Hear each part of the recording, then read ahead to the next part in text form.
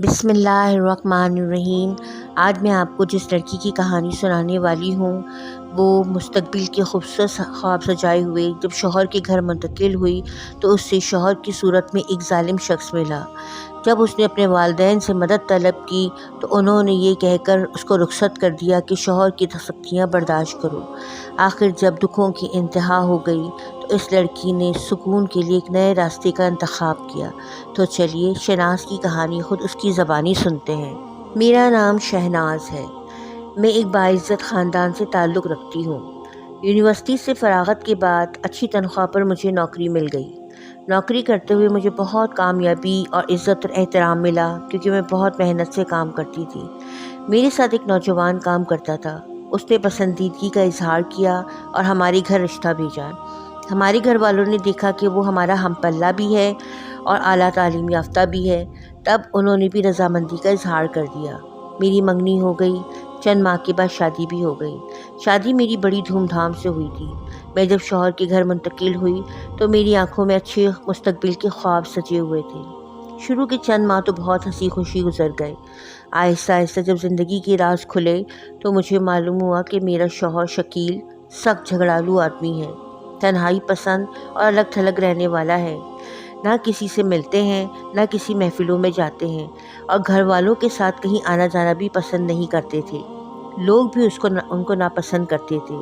سخت طبیعت اور برے اخلاق کی وجہ سے انہیں اپنے دفتر کے ساتھیوں اور سٹاف کا تعاون بھی نہ ملتا تھا۔ میں ان کے ساتھ اچھے مستقبل کی امید پر رہ رہی تھی۔ امید کی ڈور ابھی منقطع نہیں ہوئی تھی۔ میں نے کوشش کی کہ اپنے آپ کو ان کی طبیعت کے مطابق ڈھال لوں، لیکن سال بھر کا عرصہ گزرا تھا کہ میں تمام جاننے والوں سے کٹ کر رہ گئی تھی۔ شکیل کی نفرت اور شدت اب بڑھ کر مار پیٹ تک پہنچ چکی تھی۔ نہ وہ مجھے کہیں آنے دیتے تھے، نہ کہیں جانے دیتے تھے، نہ والدین کے گھر بھیجتے تھے، بس گھر میں ہی رہو کہتے تھے، اور اگر زیادہ میں کچھ کہتی تھی تو مار پیٹ شروع ہو جاتی، گالم گلم شروع ہو جاتی۔ اس کی مار کے نشانات کئی دن تک میرے جسم پر رہتے تھے۔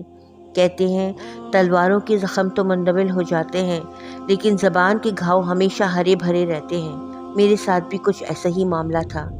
میں شکیل کے دیے ہوئے جسمانی زخموں کو تو برداشت کر لیتی تھی، لیکن ان کی تلخ زبان سے نکلے ہوئے الفاظ میرے دل اور روح دونوں کو چھلنی کر دیتے تھے۔ ایسی گالیاں، ایسے تانے جو میں برداشت نہیں کر پاتی تھی۔ میرا دل اندر سے کٹ جاتا تھا۔ ان حالات میں میرے یہاں پہلے بچے کی پیدائش ہوئی۔ میں نے سوچا اب شاید شکیل بدل جائے، خوشیاں آ جائیں گی ہمارے گھر میں بچے کو دیکھ کر، لیکن بچے کی آمد مار دھاڑ اور گالی گلوچ میں مزید اضافہ کر گئی۔ میں جب اپنے گھر والوں کے پاس کبھی مجھے جانے کا موقع ملتا، میں ان کے سامنے شکوہ کرتی تو مجھے میرے گھر والے والدین یہی کہہ کے واپس بھیج دیتے کہ جاؤ شوہر کی سختیاں برداشت کرو۔ ہمارے خاندان میں طلاق یافتہ ہونا بہت بری بات ہے، عورت کو اپنے بچوں کی خاطر قربانی دینی پڑتی ہے۔ چنانچہ میں نے اپنی زندگی کے خوبصورت ایام اسی طرح گزار دیے۔ ذلت، رسوائی، مسلسل توہین اور مار پیٹ نے میرے وجود کو جھنجھوڑ کر رکھ دیا تھا۔ کبھی کبھار میں اپنے گھر جاتی تو والد صاحب سے ذکر کرتی کہ شاید ان کو ہی مجھ پر رحم آ جائے، میرے ظلم سن کر شاید وہی میرا ساتھ دیتے، لیکن وہ جب میری روداد سنتے تو صبر و برداشت کا درس شروع کر دیتے، لہٰذا خوشی نہ خوشی مجھے واپس لوٹنا پڑتا۔ ان کٹھن حالات میں میرے دن اور رات کا سفر جاری رہا۔ میرے 4 بچے پیدا ہو چکے تھے۔ جوں بچے بڑے ہوتے گئے ویسے ویسے حالات مشکل ہوتے گئے۔ بچوں کے سامنے بھی توہین ہوتی اور گالیاں پڑتی۔